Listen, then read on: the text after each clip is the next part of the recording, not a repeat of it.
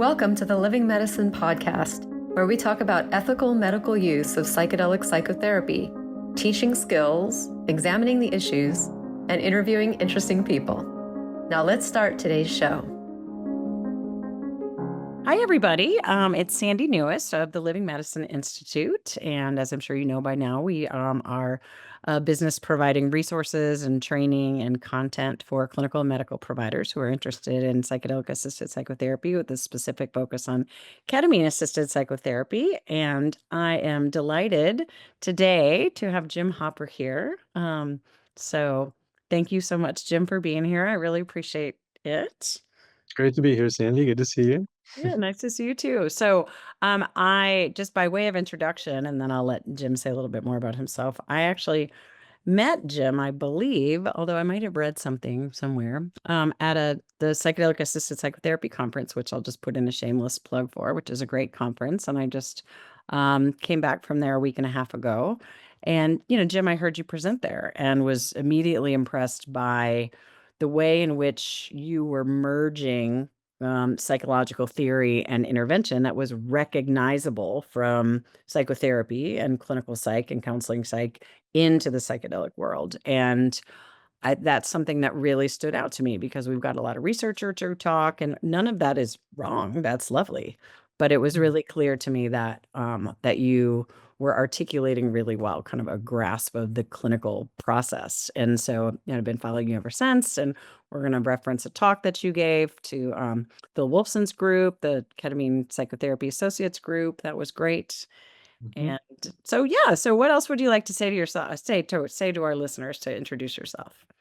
Yeah, I'm a clinical psychologist by training, and I'm almost 60 now, and since the early 90s, I've been pretty immersed in the trauma world. You know, some time spent with Judith Herman and being mentored by her and her organization. And I used to run Bessel van der Kolk's lab for a number of years. And just being here in the Boston area, it's kind of a mecca of trauma people in a way. And so, Trauma I, incubator. yeah, so I've just been really fortunate to have great colleagues and mentors here and to learn a lot about how to do clinical work with complex trauma, and so that's a big part of where I'm coming from. And I was a therapist in the MDMA trials for PTSD, the MAP studies, and so that was when I really started getting into the psychedelic work. I don't do any underground work, so I was a therapist in that study, and I've been working with ketamine since 2020. Mhm. So those are some main things about me, and I bring different backgrounds to it. So I've done research, I've done neurobiology research, I've done research on memory, I've focused on male sexual abuse victims and their capacities for healing and what supports them, and so I've kind of dabbled in a bunch of different things, I could say, I guess. Mhm. Yeah. Well, and you mentioned in a previous conversation you do some expert witness work. I don't know if that's kind of, in those broad domains, just to give it kind of the broadest context of all about what you do in the world. Sure. Yeah. So I do a lot of teaching for police and prosecutors around the country and around the world. Mhm. And I translate neuroscience for them to help them empathize with sexual assault victims and see how they're not so different from them and how evolution shaped their brains to respond to being attacked, whether that's sexually assaulted or being shot at as a police officer or a soldier. And I help them think about why people don't fight or yell, why their memories can be fragmented. And so I translate neuroscience, and I draw these parallels between the lived experience of police and soldiers and those of sexual assault survivors, to help them basically do better by survivors when they're in the legal system. Yeah. And so that's a big part of what I do. And then I do expert testimony in Nice. sexual assault cases where I educate the jury about these things. So that's an area where I have more influence in the world than the psychotherapy world. But I love both worlds. So, but that's part of what I do as well. Well, but it's interesting because I think when you start to get into, thinking about everything through the trauma lens of which I, share, at that point, we're looking at the brain and the nervous system and, relational manifestations and how things show up in relationship. And, so at that point, to me anyway, the lines between what is and is not therapy become blurry. Like, I mean, we've got, of course, the session, but then there's all of the different other components of it too. So yeah. So here's the $1 million question then. So you're working in trauma, and then did like, the MAPS thing just appear? Did you like, was that like the next logical step? Is that like, how did you kind of make the leap from, I know many people have done it. I mean, Yeah. you're not the only one, especially in Boston, but how'd you make the leap into psychedelic assisted psychotherapy? Was it a mission for you? Did it just appear? Were you just Mm, interested? yeah. So as a young person, I had some psychedelic experiences in late high school and in early college. And part of that was uh, basically I had a vision of doing this work at some point Mhm. at age 20. And but I also had a recognition even at that young age that I was not, it was going to take me a while. There was a lot of work I had to do on myself to really be in a position to be a therapist in that role. And I also could see that the culture wasn't ready and might not be for a long time. So that was part of it. So I had kind of this vision of doing the work, but I knew I needed to do a lot of work on myself first. And I had that experience with MDMA as well. There was, tapping into all this love and compassion, and then realizing like, wow, I'm gonna have to do a lot of work on myself to get even close to being that loving, Right. in my daily life and relationships. As a 20-year-old male, I had to. It was, some grief there, realizing like, wow, I got a lot of work to do. So then, fast forward 30 years later, I was part of a group with Bessel van der Kolk and some others, and I heard, and I had been following the MAPS work. Even back in '98, I saw their protocol, and I could tell like, wow, these guys really know like PTSD outcome research, and it sounds clinically really good. So when I heard that there was going to be a phase 3 trial and there was going to be a Boston site, I was Mhm. like, oh wow, maybe it's time. So Right. then I reached out to Rick Doblin, and then I became a therapist in this study. So that's kind of Uh-huh. I the love it. backstory on that. Oh, interesting. Yes, I was another person who heard that call and was like, I'm going to do this work at some point when the moment Yeah. is right. Right. The Yeah. moment meaning myself, the moment meaning regulatory, the moment meaning culture, when those things line up. So, Yeah. yeah. Yeah. Great. So let's kind of go to this trauma piece, right? Like it permeates so much of what you're talking about. And I consistently hear you talk about trauma informed care tenets as a basis for this work and the importance of relationship and attending to the therapeutic relationship and, solid psychotherapy principles. And I know that that might seem obvious to you. It's just that, we have a lot of people kind of entering into this field who think a lot of that the medicine, is what does the work. That it's the medicine that does the healing. And what I appreciate about you, I think, I mean, I'm gonna let you speak to it, but is that it is the blending, it's the use of the medicine, but that we're really doing psychotherapy and we're really even more specifically doing trauma focused or trauma informed psychotherapy. And I just love to hear kind of, what do you mean by that? Um, Yeah. when you say let's use trauma informed care and trauma informed tenants, what does that actually mean? Yeah, so there's a lot we could say about that, but there's a couple like fundamental principles that I think are really important. And again, Judith Herman articulated these way back in the early '90s, that good trauma treatment, as well as supporting people to seek justice, involves connecting, genuinely connecting with traumatized people and empowering them. And those two principles are just so at the heart of this work.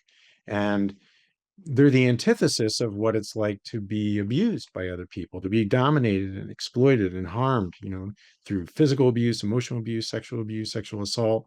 So good trauma treatment does the opposite of what a traumatizing relationship does to someone. And so those core principles of empowerment and connection are just really at the heart of it. And they're easy to say, but they're actually pretty profound things to try to embody Right. in relationship with our clients. And then, some other thoughts we can explore is, well, how is good trauma treatment good psychedelic treatment? We hear a lot of inner healing intelligence, and you know, to create the conditions for someone to access their inner healing intelligence, or at least increase the odds that they'll be able to do that. That involves genuinely connecting with people, empowering them through informed consent, through really making sure that they have autonomy to make decisions about how to progress forward through the preparation phase, to the medicine, what dose of the medicine, and all that. So, good trauma treatment is really about supporting people to access their own inner healing capacities. And that's at the heart of good psychedelic treatment is to the medicine plus the relationship and the set and the setting. These are about creating conditions that can enable people to access their own healing capacities. Mm. One way I think about it. And then I also think about how we can break down the supporting of empowering people, how we can think about different dimensions of that too. So we can get to that at some point if you'd like. Oh, how about now? Right? Like, Okay. we're going to talk about, I actually just wrote it down. So, empowerment and connection.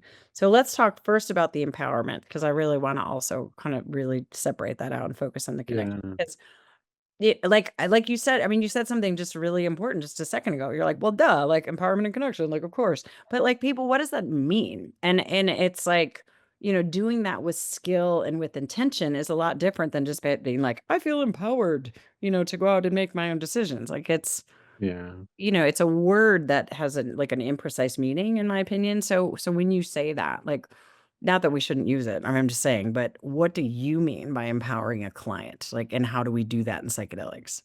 Yeah. So one of the things that I've been influenced by is self-determination theory by Ed Mhm. Deci and Rich Ryan. I went to University of Rochester undergrad. They were professors that I know it's so funny like, in a psychedelic conversation where it's like, Right. wait a minute, even though I don't do underground Underground means work, a whole different thing. right? Right. Even though I don't do underground work, but so they talk about these three fundamental human needs of relatedness, autonomy, and competence. Mm-hmm. And so when I think about empowering people, I think of it as having these two wings to it. And one is supporting their autonomy, their their capacities and their experience of choosing freely how they want to proceed in the therapy, how they want to engage in the relationship, again, what dose they or thinking could be good for them, all in consultation with me, of course, but really supporting people's autonomy. Because again, that's the opposite. When someone is being abused by someone else, they're being treated as an object to be used, and their autonomy and their needs and their will is just not something the perpetrator is at all interested in. But then there's this other aspect of empowering people, which is supporting their competence. Mm-hmm. So, we talk about strengths-based approaches, people's capacities for resilience. People come to therapy with competencies. Yes, they come with, limited skills and they come with some self-regulation deficits and things, but they also have their own competencies. And even some of their competencies can also be limitations. So some people are highly intelligent and it's a competence of theirs to be able to analyze and think things through, but they can also get lost in their head, for example. So when I think of empowering people, I think about, well, how do I support their autonomy, but also their competence? And and as we can talk about, there's risks that if we weigh too heavily on one side or another, that we can end up actually causing harm and disempowering them and even re-traumatizing them. Mm-hmm. So say more about that. If we put too much emphasis on competency and autonomy, is that what I just heard? That we could Or it's end up if we put and too much on or. one or the other. Oh, okay. How would that be re-traumatizing? Yeah. So one of the caricatures out there about the inner healing intelligence is that it's a therapist sitting over here and the client's over there, and you're just like, oh, just trust in your inner healing intelligence. And then the client actually may be lying down with eye shades on, and they may be like totally flooded with horrific trauma memories, Yeah. but they've gotten the message from you like, well, I'm supposed to be inside, trusting my inner healing intelligence. I see what And you can actually end up replicating abandonment dynamics that they experienced in especially in childhood. So there's a way in which if we're overly confident and naively confident in the inner healing intelligence of the client, that we can actually be too we can hold back too much and they can be floundering over there and we're not tuned into that because we're so rose-colored glasses about inner healing intelligence. And this can definitely happen. I mean, we hear about people who've had this happen, who've had this experience. It's something that I've had tastes of in the role of the client of like, you know, does this person really, are they just, do they want to deal with me? Are they saying, go inside, Jim? Is it because they don't want to deal with me and I'm feeling Sure. abandoned? Or is it like, hey, that's what I really need to be doing right now? Or whatever it might be. So I've Right. experienced this, in the role of a client, as well as witnessed it, and heard my clients have these experiences. Now we've been able to catch them before they spiral out of control, Mhm. but I've also had people who've come to me who felt like they were really neglected and abandoned, in some of these relationships with underground guides or with Right. therapists. Um, and I think it is something that I have heard happening more in the underground where, it's not an ongoing therapy relationship. They might do one prep session and they don't really know them that well. And then the person comes Mhm. in, they feel totally overwhelmed and flooded. And the therapist the guide is like, well, you've got everything you need inside, trust in the Yeah. medicine, whatever, trust in your inner healing intelligence. And people can actually experience it as profoundly abandoning and re-traumatizing. Wow. Yeah. So I've heard these stories but I also have just seen this dynamic. I've experienced it in both roles. And so it's something I'm really sensitive to. So that's one possibility in Mhm. the wish to support people and empower them by believing in their inner healing intelligence, then we can end up having them feeling abandoned. So that's how that can go in an extreme direction. Mhm. Then it can lead Mhm. to and then that can spiral if it's not noticed and repaired. It's interesting that you say that, like that people just sitting back and, clients being given the impression that like, or even like people who are new to the field, or maybe those who've been in the field a really long time, just thinking that that means we just be with the client. Like, I mean, it's like there's a fundamental difference between being a sitter, and holding space for somebody and getting involved, in a more therapeutic way. I mean, I consider that to be one of the ways, the intentional use of your relationship and, Yeah. creating But those sometimes you think you're conditions. holding space, and actually you come to learn later that the person felt like you had abandoned them, Totally. for Right. the session. That's where it can go Right. wrong. Yeah. I mean, we're aware and, like for us at Living Medicine Institute, like we advocate talking much of the time with the clients on ketamine, and not everybody feels that way. Um, but that is part of that the client feel held, that they feel, I call it getting in the bubble, like that we're in the relationship with them. We're like in there with them, that it's not just them on their own journey and we're just like holding space to make sure they're okay. It's much different than that. More relational than that. Yeah, and that can be through speaking with people, but it can also be very subtle, just how you're attending to them and tuning into their body and the signals, and it can be intuitive. Mhm. But then Mhm. there's this other side where I think there's a risk of, especially from people who they have that intention and that concern that you do of you don't want people to be all alone in there and you want to be with them. Um, and then one of the ways that can go is, we want our clients to access certain inner strengths, or we want them to integrate certain capacities or strengthen certain competencies they might have or that might be emerging for them in terms of how they relate to their shame or to their bad memories or to whatever it might be. So this is the other pole that I've seen is that Mm, therapists can get really enthusiastic about mm, what they have to offer this client, or they can think like, oh, well, mm, I'm supporting their inner healing intelligence by making sure they get this experience of their body, or making sure they get this AEDP intervention that's going to be so perfect right now, or something like that. And that this can then, in the zeal to make sure you're helping them and supporting their emerging competence, mm, that then you can end up dominating them and they can end up feeling exploited. They can end up feeling like you're on your healer trip, and that's actually not what they needed. And it can feel intrusive, overwhelming. And so then the risk there is now you're getting into that dynamic, reenacting the ways others have dominated them and hurt mm. them.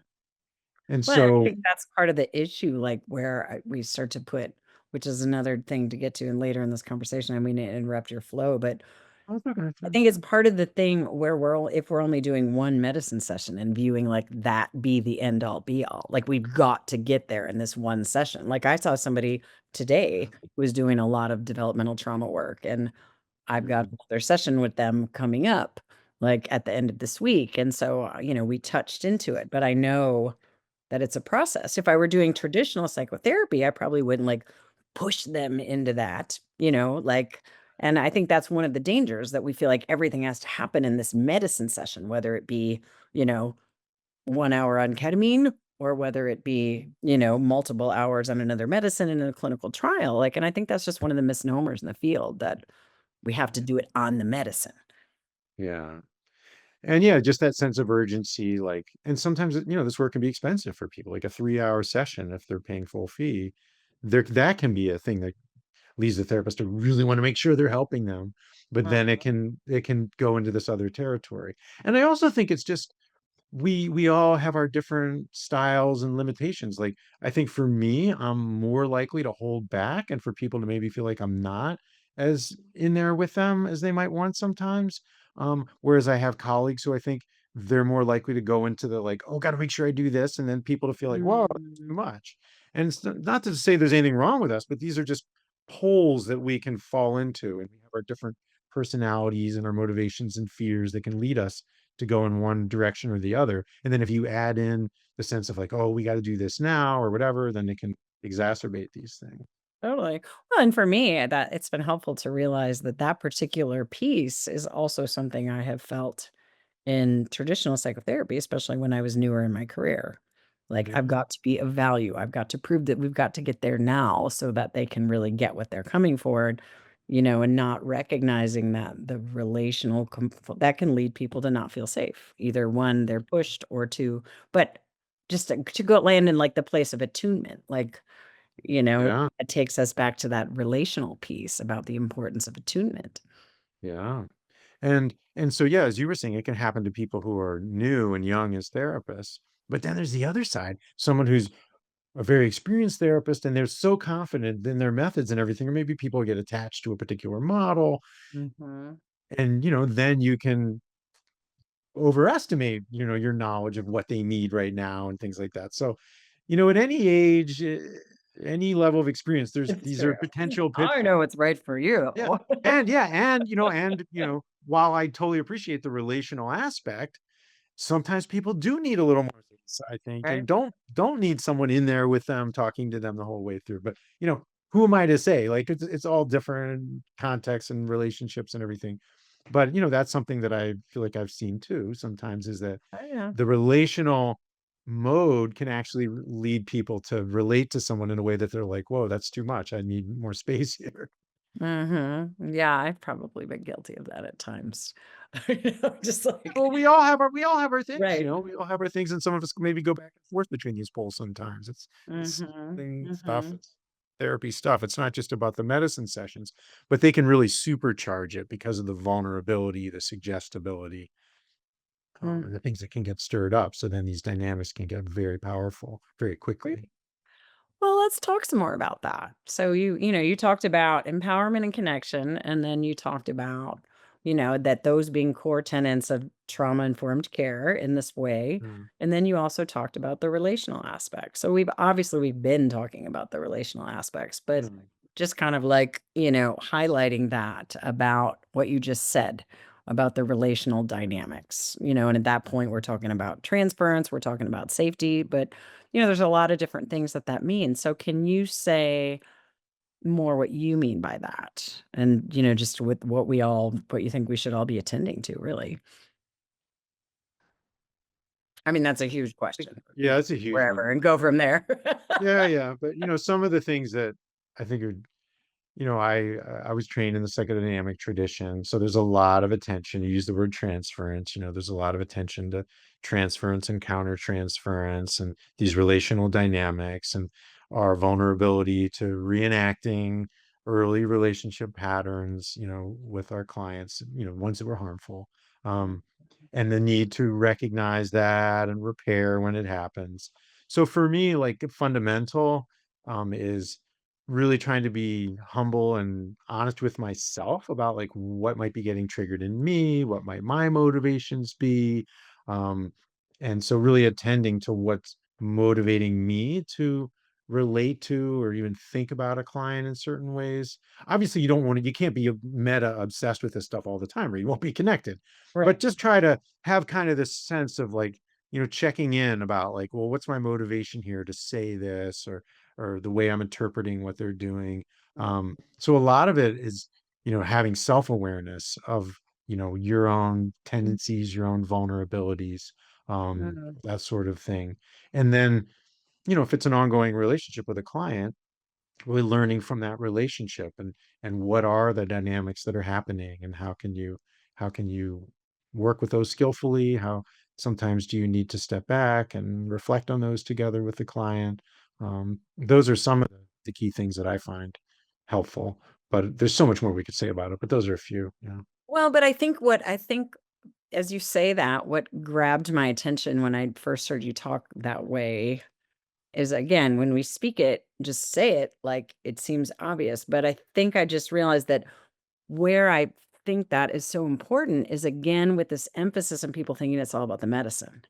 Mm, And it not having the realization, and that becomes really relevant when we're talking about, like, ketamine, specifically, like, ketamine clinics that are run by anesthesiologists. I know there are many lovely anesthesiologists, but there are also people making broad mental health claims about treating trauma and PTSD with just the medicine. yeah. And so, just kind of that's really different than what you're saying.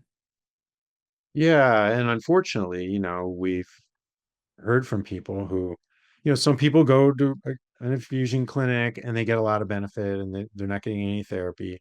But some people go to an infusion benefit clinic and they're not getting much benefit. And not only that, but they may be suffering harm. They Mm. may, on the medicine, they may get flooded with memories, recover memories, relive experiences of abandonment. Especially, you think, you get this IV in your arm, and maybe people are in another room and they're just monitoring you over a camera or something like that. That can really stir up people's memories, and old experiences of neglect and abandonment. So I've had definitely people who've been to those clinics, and because it was not within a therapy relationship, they were on their own on these medicines essentially, and they suffered some really negative consequences. So, that can happen, worst case scenario, but unfortunately it does happen sometimes. Yeah. So what we're talking about is totally different. It's ketamine assisted psychotherapy Right. and ketamine assisted trauma therapy. And so the medicine is brought in very carefully, Mm. very slowly, to work into a relationship that's already there, a healing process that's already going on, and to then try to facilitate, what the client is seeking, what's already emerging in the therapy, I would say. Mm. Mhm. Yeah. I mean, for myself, I don't just do single cap sessions very often. I do Yeah. series, generally between 3 and 6 over a period of time, and, I do 3 to 5 integration or 3 to 5 preparation sessions before I even start, and, that's just so different than, like, going into a clinic and, just getting hooked up to ketamine. And, it's like I call it meat and fruit, like, it's just very, very different, and I think this relational piece is so important. So, how can clinicians do a better job? Like, if we're we want to do this relational piece well. We've already been attending to what you talked about earlier, the competency and the empowerment. We're making sure that people aren't getting, like, overwhelmed by being abandoned, or we're not overly dominating them, kind of. But how do we do good relational work with psychedelics? Um, Again, it's a big question. One thing I would Right? just say is distinguishing between whether you were working with your own ongoing client, or are Mm, you working in an adjunctive capacity. mhm. And one thing that we really learned from the MDMA study, and my colleagues and I, when I say we, those of us in the Yeah, Boston area who were therapists on that and who yeah. do peer supervision together in ketamine assisted therapy, is that we're not going to do adjunctive ketamine work with anyone unless they already have a solid relationship with a primary therapist. Mm, mhm. And they have a solid relationship with someone who's going to be able to support them with whatever might emerge in the Mm, ketamine work. Now, it doesn't mean we don't take, if we're going to work with them, of course, we're going to do the preparation work. We're committed to helping them integrate what comes Yeah. up too. But to just do it adjunctively or to just do it with someone who doesn't have an ongoing therapist, especially if there's significant trauma involved, we found that that's just not safe. And Mhm. so that's one thing, if you're working adjunctively, what kind of primary relationship does the client need to have with a therapist? And what kind of communication do you need to have with that therapist? So it's really a team effort.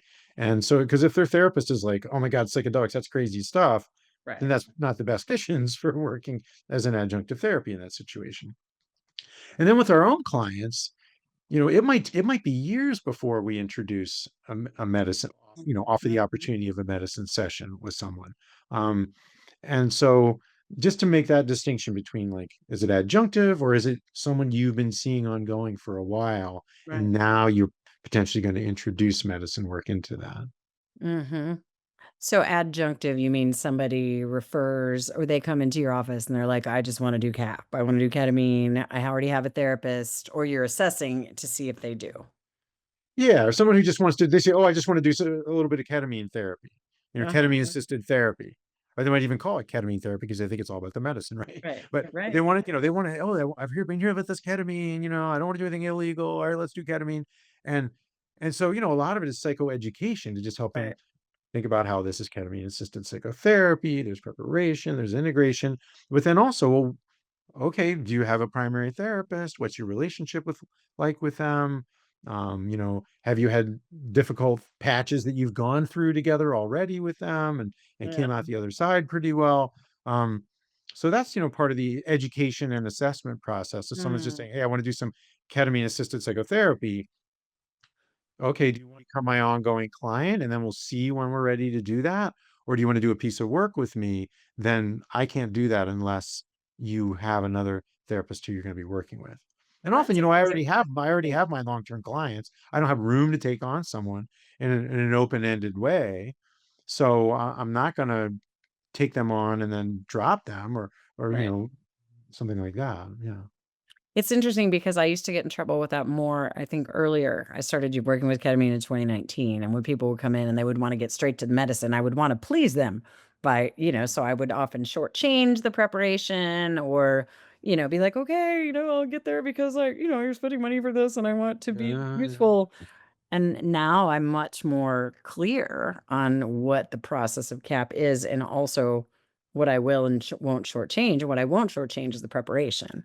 Um, even if that, and then that gets tricky if it is more adjunctive. Like, do I need to take a full developmental history if somebody is already working with a therapist who has all of that? And the answer for me has landed in yes, but that's also extra expense for the client. And so I'm always kind of doing that dance.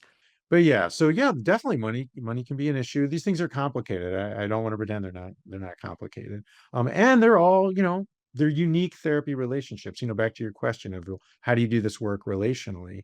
A big part of that is the recognition that every client relationship is unique and you need to get to know each other, develop an alliance, really know and learn together what's going to be helpful, what's not so helpful. And so just that appreciation for the unique individual and their unique healing process and the unique healing relationship that you're collaboratively building together, I think is definitely at the heart of working relationally with in psychotherapy and especially with these medicines. Well, and I think that attunement piece, how can I be attuned to the client if I don't actually know the client? You Yeah. know, like, I mean, there's duh, that's a no-brainer. And yet, again, when we start shortchanging it and moving too quickly to the medicine or overemphasizing the medicine alone without the integration of the therapy, I think we're in danger of that. Yeah. Um, so you've talked about corrective relational experiences, corrective, and that was like, yay! I studied object Mm. relations, and I remember kind of learning that particular term, and so, how do we do as good a job as we possibly can at creating corrective relational experiences? Let's assume the adjunctive piece. Okay. Let's because it's different when we have an ongoing client and we move towards the medicine. But Yeah. let's assume the adjunctive piece. Let's assume they have a therapist, um, and they've come to you for ketamine, right? Because that's what you're doing. That's legal, and and you're going to do one or more. So what can you offer in terms of like what you do or what others should do? Like, how can we create these corrective relational experiences? Because I believe that that is the crux of the change process. Like that somebody is having a different experience of themselves and others, like under the medicine that can shift sense of self. So how do we do that? I mean, again, there's a few different things, and can't do them all justice. One that I find, the medicine work is really helpful with, because you have the longer sessions, because people are entering into an altered state of consciousness where they're, opening themselves to, something maybe beyond their usual ways of understanding or working with their experience, that I convey this profound respect for Mm, them and faith in them and their ability to heal. Um, and and that my role is to be supportive mm, to something that's beyond what I might think of. So I have a profound respect for their healing capacity and for the mystery of the process. mm, Um, and so I feel like, that's something that I've really deepened through doing the work with the MDMA and the ketamine. And that's often a new experience or a deepening of an experience for clients to really feel like, wow, this person really believes in me. Again, not in a naive way, not in an over the top way that then they feel like, oh my God, I had a bad session, so I failed them and I'm not what they thought I was, that kind of thing. Though those things can come up, right? When people don't have a good session and you've expressed all this faith in them, now they feel like they've let you down, that they're not what you thought they were. But I do feel like that's a fundamental part of it, is like a foundation for the relationship, is a real respect for and faith in their healing capacity and their healing wisdom. mhm. So having a profound faith in their healing wisdom. And is that something that you just kind of hold in your awareness? Do you communicate that a lot to them? I definitely communicate it. Yeah. I hold it in my awareness and I definitely communicate it. Whether I communicate it a lot, I mean, that Mm. depends. Like anything, if you say it can be too much, if you're saying it too often or with too much intensity or You're whatever. So, amazing. You're so so it's, amazing. yeah, so it's always, it's always a dance and seeing, and trying to feel into what's going to be supportive to them. Um, Mhm. but definitely I articulate those things, yes, that I have, a real faith in them and their ability to heal, and and often it's a faith that goes beyond what they've had for themselves so far. And then through the medicine work, they can get access to dimensions of their experience, of their being, of their healing potential that they haven't had access to before. So then that's deeply affirming when you get that feedback loop of you have that real faith in them and then they're able to access it, and it can really deepen the work and open them to transformation in a big way. Mhm. And then then how do you roll that into integration? Like that, that's another piece, right? That we're talking about preparation, medicine, Yeah. integration. So how does that then show up in integration? Yeah. Well, I'd say in integration, there's definitely, again, I convey a faith that it's an unfolding process. It's not just about what happens on the medicine, that the Mm, medicine experience is part of the unfolding mystery of their life and their healing, and to have faith that things will unfold. But mhm, also in integration, it takes more discipline. It takes, you know, focusing on certain things and relating to them in a disciplined way, trying to cultivate new habits, maybe new skills. Um, and so that's where, I think it's just faith in the healing process isn't enough. It really takes working with a client to help them identify some things that they're going to work on and integrate through practice, through disciplined practice.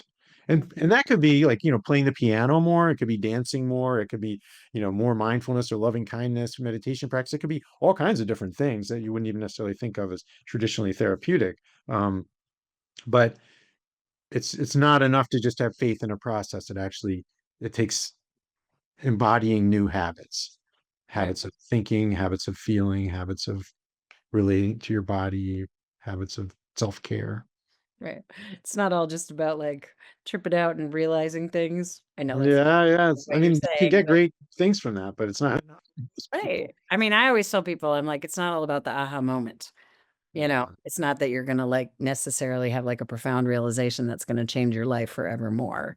It's a lot Yeah. of work about what you do with that. And even if that happens, so. Yeah. Yeah. Um, so you've already mentioned ways that we could do harm, but let's just kind of revisit that again, just to kind of, name that. Like, that was you all, like I just came from your right conference and there was certainly some references to that. Yeah.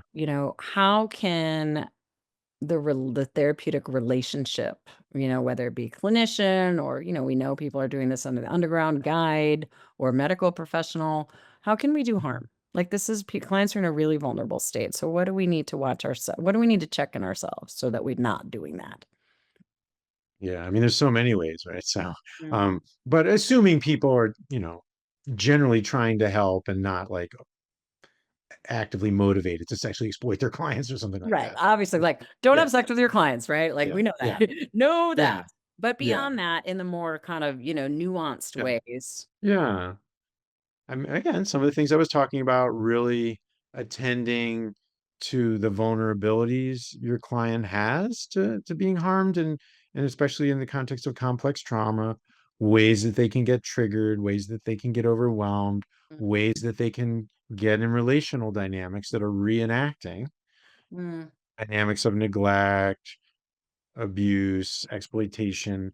Um, and so just really being aware of those possibilities and noticing them and attending to them mm, before they spiral, if they start to can, mm, and really attending and getting supervision from colleagues as necessary to really attend to like what's getting triggered in us mm, potentially, where we could have countertransference, as the psychoanalyst would say, to our clients of feeling like we didn't help them, like it can be our own feelings of failure that can lead us to then overcompensate in different ways, or incompetence, or right, whatever, right. or that that they're not doing the work enough, or I mean, there's so many different things that we can Or I'm experience. not doing enough. Yeah, well, I'm not doing enough, they're not doing enough. There's so many things that we can experience. And so to really be honest with ourselves about if these thoughts and feelings start to come up, these potential projections onto people, or maybe there's some reality basis to it, but now we're getting a little lost in it. Um, so really, knowing our clients and what they're vulnerable to in terms of these relationship dynamics and repetition kind of things, but also really knowing ourselves and what we're vulnerable to when we're more likely to become controlling or abandoning or pushing the person away or wanting to pass them off to Mhm. someone else or something, and all kinds of other stuff. But yeah, so I think those are two main things: just self-knowledge and really trying to collaboratively with our clients be aware of where their vulnerabilities are in the relationship, especially, but there's other ways too. Well, it's interesting. When I first started, again, I often reflect. I've been at this a long time now, and I often reflect at kind of what were some of the patterns that emerged in the beginning that emerged less. I probably in 5+ years, I'll look back and be like, oh, yeah, I used to do that thing. But, Yeah. what would happen with me more often in the beginning was kind of what I now name, attachment dance, where people were getting what I believed the intensity of the relationship was more than they anticipated in the medicine, like, because I kinda get in the bubble with them and also just the preparation, and then then some people who have that underlying, dynamic would get kind of, like, suspicious and, "What are you doing here?" And, "I don't know," like, and, that's a defensive response, and it took Yeah. a minute to kinda realize, like, the same defensive responses that we're gonna see play themselves out in traditional therapy or any other relational context. It's important that we Yeah. watch for them in the medicine context as well, and not just in the medicine, but preparation, integration, medicine. Yeah. And that intensification of relationship Yeah. from the medicine and how that can open people up to vulnerability and intimacy more. And then again, from like a 3 hour or a 4 hour session, that's more intimate than a 50-minute or an hour or Sure. 90-minute session. Yeah. One thing that occurred to me as you were saying that we experienced in the study was that, let's say you're working adjunctively with someone and Mhm. they feel like super connected to you, and maybe they're healing some of their trauma in a deeper way than they were able to do in their typical 50-minute sessions for the last 5 years or something like that. Then there can be this risk that now they want, oh my God, I want you to be my therapist, and they want to get rid of their old therapist so that they can idealize us, right? But Totally. it's really, hey, we may be good or even great therapists, but there can be this way that the client, through the intensity of the medicine experiences and the intimacy and the healing that can come through that, that they may then devalue the relationship with their current therapist, and so that we can inadvertently do harm to their alliance and their work with their Totally. primary therapist. Um, Oh, you just named Something something to be so careful. important. I'm so glad you named that. We actually Mhm. talk about it in our training program from a business side of things. Like, be careful because, if everybody who comes to you doesn't that wants to leave their other therapist, then you're going to hurt your referral networks. But I Yeah. had also thought to share too that you can then damage the therapist, the client's relationship with their primary therapist. I'm, Yeah. I hope you're okay with me, you know, continuing to pass that on into the world because that's really important. Oh, sure. Yeah. I mean, yeah, we had it happen, someone who at the beginning of the study said, "Oh, my therapist is my rock," and then they went through the process with us and they felt like they got trauma therapy at like kind of another level. But Mm, a lot of it had to do with how much time we spent with them, the depth of experiences on MDMA. And then they, fired their therapist. And then they kind of spiraled because that was in the context of the study where we weren't working with them ongoing. So yeah, these things can happen, and that was where it really hit home for me. Yeah. So we're almost out of time, and I had 2 things I wanted to ask you, so I'll let you pick which one. Okay. Uh, Not that many people have done MDMA and CAP, and so whenever I talk to somebody who has, I'm always curious what they see as similarities Mhm. and difference, 'cause, there's the length of time, but I think there might be something. Is it the same? I actually heard you're funny because you said, "I don't know if I remember saying that," but I very specifically remember you saying that ketamine can have heart-opening properties Oh yeah. when done in a heart-opening relational way. And then there's also just like, you're in the field, sponsor a conference. Like, where's the field going? What do you want to say? Uh, well, on the ketamine versus MDMA, so I do remember saying that ketamine experiences can be very heart-opening Yeah. experiences and Yeah. seem just like an MDMA experience at times. Less reliably so, but they can.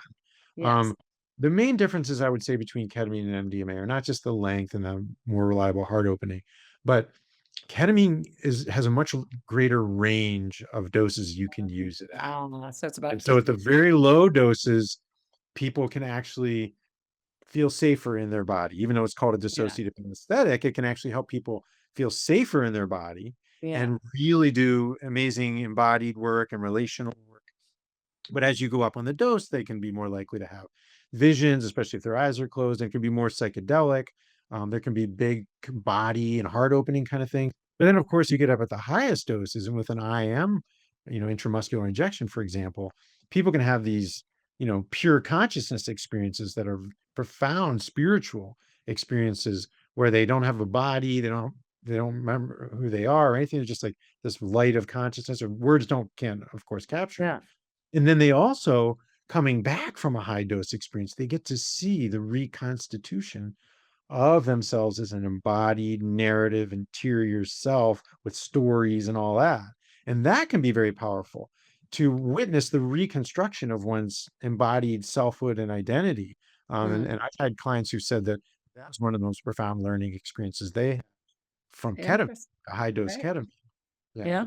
Yeah. And then Yeah. quickly on where the field's going, I hope it's going to, and I see signs of this. And there was a conference just in Berkeley, in the Bay Area, just last week, of attending more to safety, to risks, to vulnerability, to the need for people to not do this outside of their competence, to do it in community, to seek support and supervision, and to be really careful, especially with more complex clients who have more complex trauma and more vulnerability to reenacting trauma, not because there's anything wrong with them, but just it's a vulnerable history they have, and it's vulnerable to be in a therapy relationship. So I'm hoping there's going to be more and more attention to that because there's so much excitement and enthusiasm about let's scale this, let's roll it out as fast as we can. And I think, a lot of us have learned now that's pretty dangerous and we have to Right. go slow and really work in community with Yeah. carefulness, competence, supervision, etc. Well, and some of that's being driven by consumers, right? They're like, I heard this works for PTSD. You have tried everything. Yeah. Let me do Yeah. this. Right. Yeah. Desperation people have, and there's so much That's suffering right. that people Yeah, a involved. lot of suffering. So, all Yeah. right. Well, is there any way that people can find you? I assume you all are going to do the conference again next year, and that's in February, right? So people could find you there. I don't know if you're Yeah. anything else that is publicly accessible. I know you've done some training in the Sure. past. I don't know if you have any others coming up or. Yeah. So, yeah, the conference, it's one of two Harvard Medical School conferences every year on psychedelic-assisted psychotherapy. Ours is associated with the Cambridge Health Alliance. So yeah, that happens in, February or March each year. I have a website, jimhopper.com. Easy way to find me if you just Google Jim There you Hopper.